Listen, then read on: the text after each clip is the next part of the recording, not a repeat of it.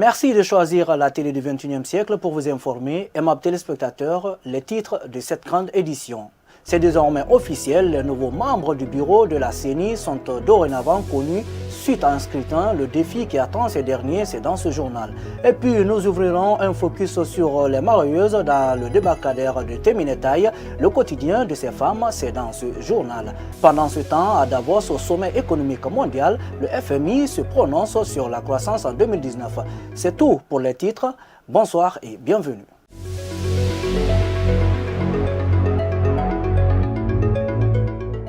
Nous ouvrons ce journal par la reconduction de Maître Salif Kébé hier lundi à la tête de la Commission électorale nationale indépendante, un vote qui s'est déroulé dans l'après-midi du côté du Palais du Peuple. Au terme de cette élection, les 5 noms des membres du bureau composé ont été dévoilés en présence des hommes de médias. Omar Sow nous signe ce compte-rendu. Au terme d'une élection qui a connu la participation des 17 commissaires de l'institution en charge d'organiser les élections en Guinée, la liste des nouveaux élus a été livrée dans la salle des actes du Palais du Peuple. C'est le ministre conseiller chargé des relations avec les institutions qui s'est prêté à cet exercice. Les résultats, les voilà. Le président de la CENI est M. Amadou Salif Kébé. Le vice-président côté mouvance est M. Bakary Massari. Deuxième vice-président côté opposition est M. Mamadou Banousso. Le questeur est Mme Séraphine Koundiano. Le rapporteur est M.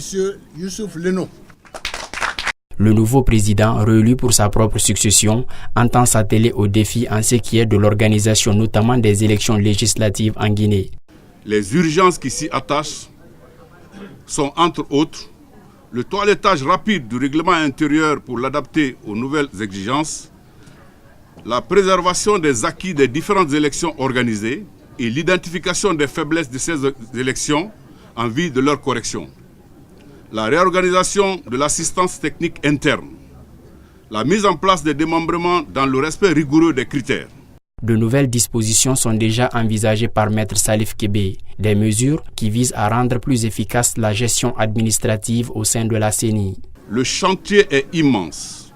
Les exigences de résultats sont grandes. C'est pourquoi nous devons d'urgence nous mettre au travail pour sortir dans les meilleurs délais un plan opérationnel cohérent et un chronogramme réaliste. Nous devons identifier sans complexe ni complaisance toutes les faiblesses qui ont ponctué les différentes élections passées et y apporter des solutions concrètes. Nous n'hésiterons pas un seul instant à tendre la main à tous ceux dont la contribution nous sera indispensable pour la réalisation de nos objectifs. A rappeler que le parti de l'Union des forces républicaines, malgré ses commissaires qui sont représentés au sein de la Commission électorale nationale indépendante, est absent de ce bureau mis en place. Il y a de cela 12 ans, jour pour jour, des milliers de Guinéens descendaient dans les rues sur toute l'étendue du territoire national pour protester contre le régime de feu général Lansana Conté suite à la grève lancée le 10 janvier 2007 par les centrales syndicales CNTG et USTG. Depuis cette date, aucune suite n'a été enregistrée sur le plan judiciaire. Ce mardi, jour de commémoration de ces événements, les victimes clament leurs attentes. Les victimes souhaitent justice, mais surtout les victimes souhaitent la mise en place du comité vérité, justice et réconciliation. Mais surtout, il faut une indemnité provisoire de toutes les victimes depuis 1958. Parce qu'il y en a qui décèdent, il y en a qui sont malades, il y a des orphelins. Donc, nous lançons un appel au gouvernement guinéen, aux partenaires bi- et multilatéraux pour vraiment faire face à ces victimes-là, pour que ces victimes obtiennent une indemnité provisoire avant le procès et avant la réconciliation nationale qui a été entamée depuis 2011.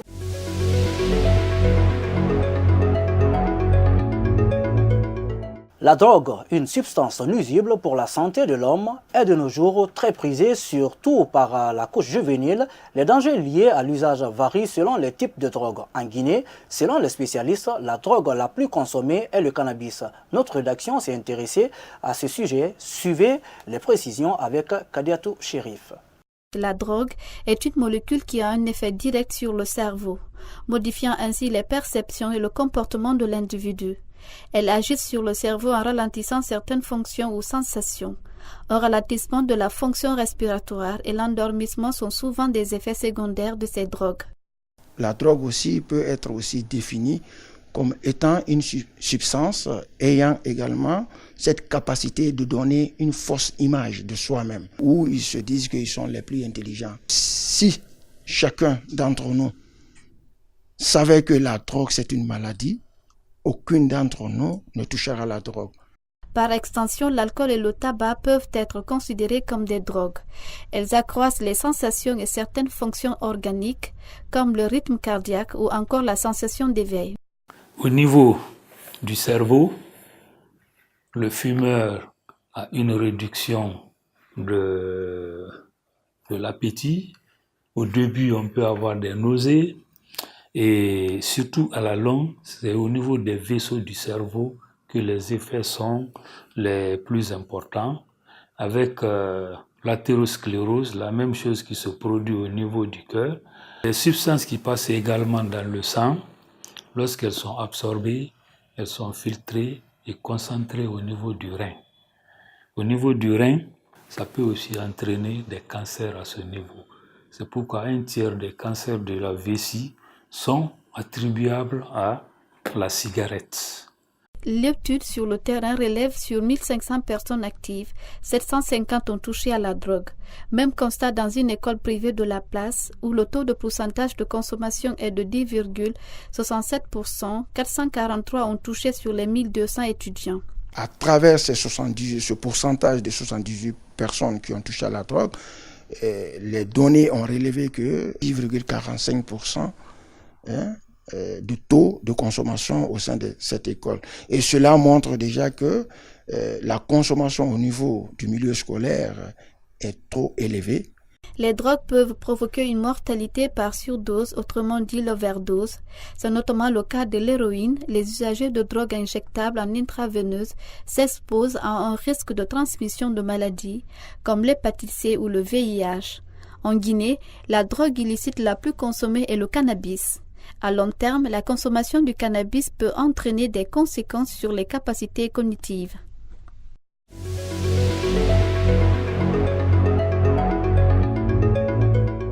Autre actualité dans cette édition d'information, fumer le poisson, c'est une activité que font les femmes de Timinitaï dans la commune de Kaloum. Sur place, une dizaine d'entre elles pratiquent cette activité. Cependant, les difficultés sont multiples. Malgré ces petits problèmes qu'elles rencontrent, elles se battent tant bien que mal pour satisfaire leurs besoins. Aliou Diallo nous signe ce grand format.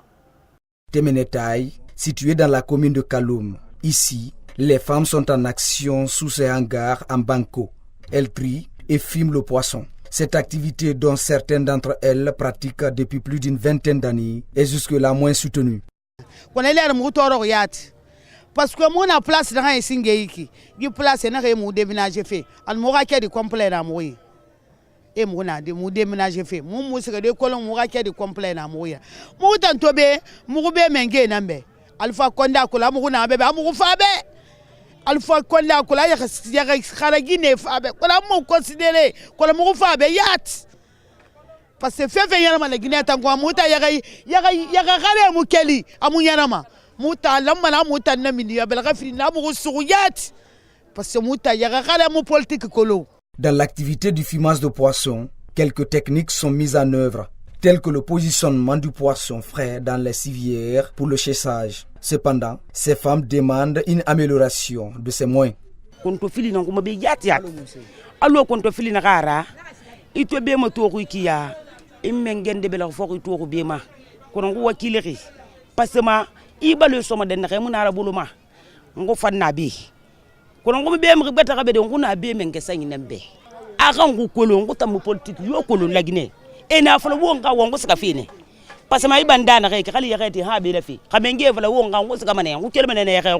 Ce bras de mer sert de débarcadère. Là, les femmes se battent pour avoir chacune sa part de poisson.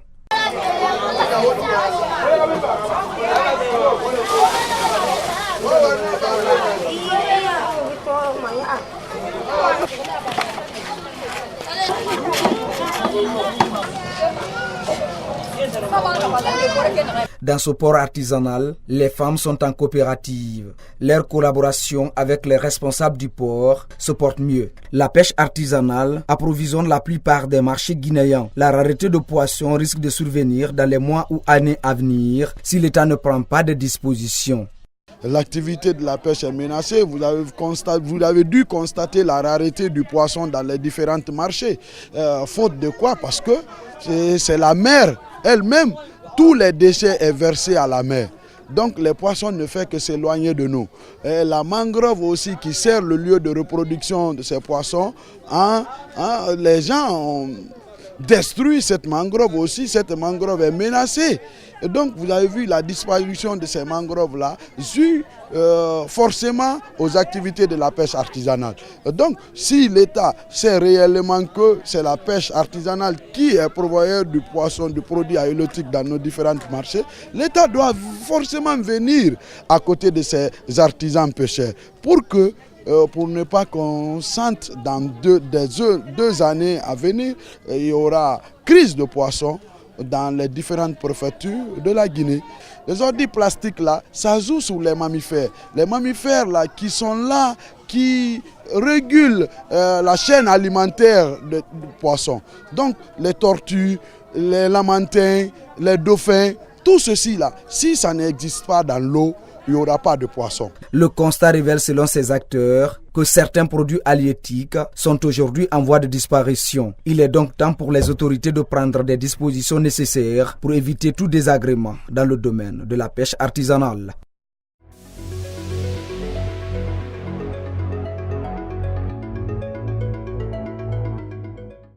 Sur le continent, le président sénégalais Macky Sall et gambien Adama Barrow ont inauguré lundi le pont de la Sénégambie qui favorise les échanges en Afrique de l'Ouest et dont l'achèvement symbolise l'entente retrouvée entre les deux pays. Ce pont de béton clair de plus d'1 kilomètre situé en territoire gambien enjambe le fleuve Gambie à une dizaine de kilomètres du poste frontalier de Farafeni. Kadiatou Chérif Fofana revient encore dans cette édition d'information.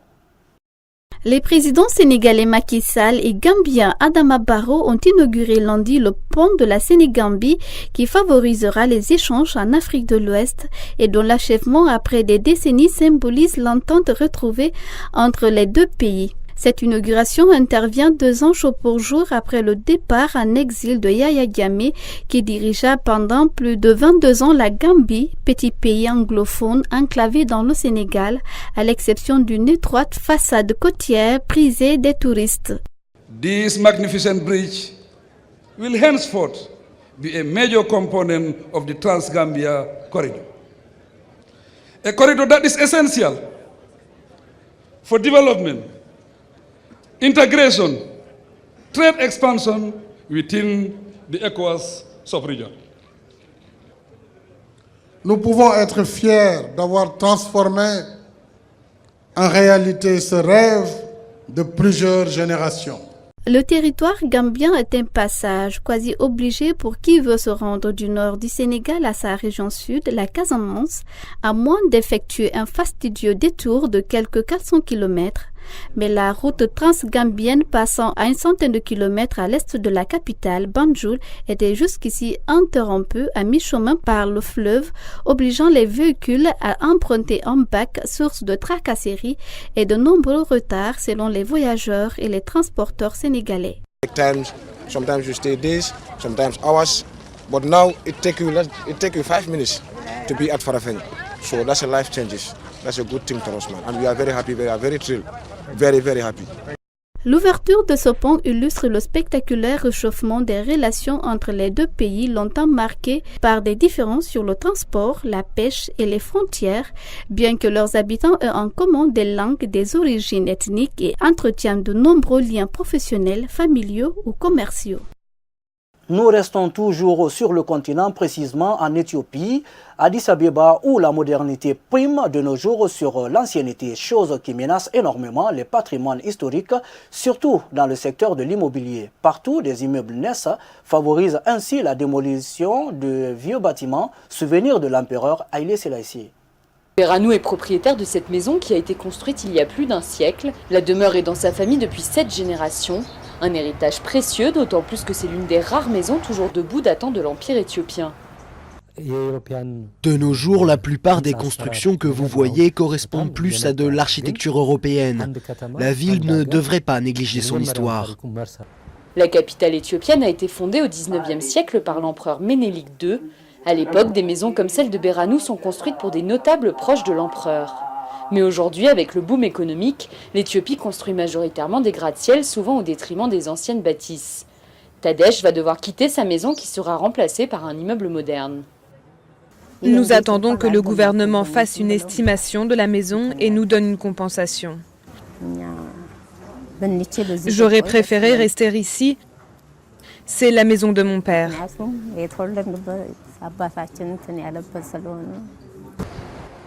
Seule une poignée de bâtiments historiques ont été restaurés avec l'aide du gouvernement. Des restaurations jugées trop coûteuses. Conséquence, beaucoup préfèrent détruire pour reconstruire.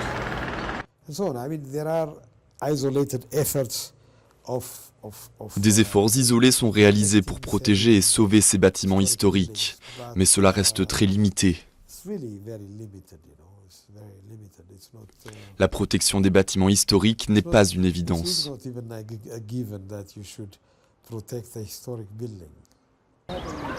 Au total, le gouvernement éthiopien a recensé 440 lieux reconnus comme patrimoine historique.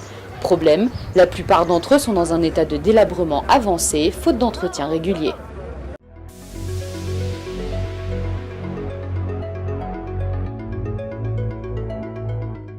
En interactualité, le Fonds monétaire international FMI en abrégé a annoncé lundi au Forum économique mondial de Davos avoir abaissé ses prévisions de croissance mondiale pour 2019, prenant acte de la persistance des tensions commerciales et de la montée des risques politiques.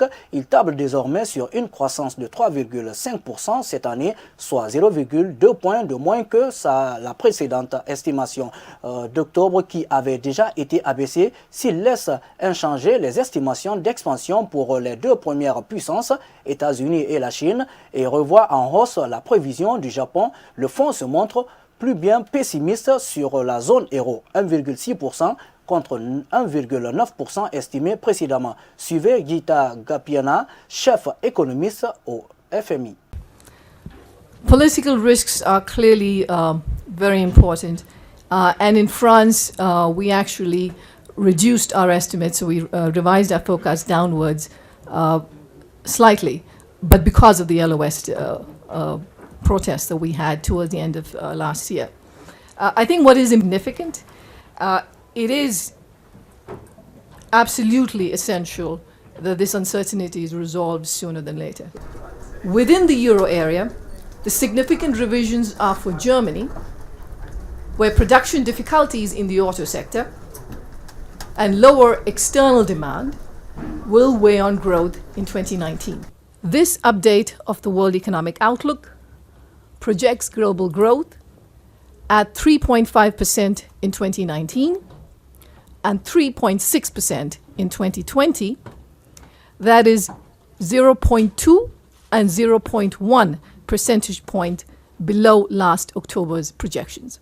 Pendant ce temps, en France, dans le cadre du débat national, Angela Merkel et Emmanuel Macron ont proclamé haut et fort ce mardi leur volonté de rapprocher leur pays, mais de la politique budgétaire à l'énergie, aux ventes d'armes. Derrière les amabilités, les divergences persistent. Le charbon et l'énergie nucléaire se sont invités dans la discussion. Suivez. Anerkannt. Ich habe die ganzen Kohlekraftwerke und bin damit jemand, der immer mit viel CO2 pro Kopf nach Hause kommt. Habe aber auch eine Bevölkerung, die, glaube ich, wenn ich käme und sagte, ich ersetze die Kohlekraftwerke durch Kernkraftwerke, nicht gerade begeistert war. Deshalb haben wir den Ausstieg aus der Kernenergie beschlossen. Man kann aber, wenn man auch bezahlbare Energie haben will, wenn man Industriestandort sein will, wenn man Arbeitsplätze haben will, nicht von einem Tag auf den anderen ausstiegen. Also steigen wir zwei. Ma priorité, moi, n'est pas d'accélérer la fermeture des centrales nucléaires. Ma priorité, c'est d'accélérer la fermeture des centrales à charbon. Parce que du point de vue de ma stratégie CO2, c'est le plus cohérent. Si je veux baisser mes émissions et être dans la trajectoire de Paris, ce que je dois faire avant tout, c'est baisser ma production fossile d'électricité. Toujours dans la capitale française, la Tour Eiffel a été fermée ce mardi matin aux visiteurs en raison de la neige qui tombe sur la capitale. Pour rappel, la Tour Eiffel est régulièrement fermée en cas d'intempéries. C'était par exemple le cas en février et mars 2018 en raison de verglas qui avait rendu plateforme et escalier impraticables. Malgré cela, les visiteurs continuent à profiter de ce monument, comme vous pouvez le constater sur ces images. Sport, avant de boucler cette édition d'information avec le retour à Madrid pour Cristiano Ronaldo, mais à la case tribunal, la star planétaire du ballon rond a formalisé mardi devant la justice un accord avec le fisc espagnol prévoyant une amende de 18,8 millions d'euros pour fraude fiscale. Dans le cadre de cet accord scellé en juin dernier, le parquet réclame également contre l'attaquant portugais transféré l'été dernier au Real Madrid à la Juventus de Turin une peine de 23 mois de prison qu'il n'aura pas à purger. En Espagne, les peines jusqu'à 2 ans de prison ne sont généralement pas appliquées aux personnes sans antécédents judiciaires. Voilà, mesdames et messieurs, ainsi prend fin cette édition d'information. Merci de l'avoir suivi. Le programme continue sur la télé du 21e siècle. Au revoir.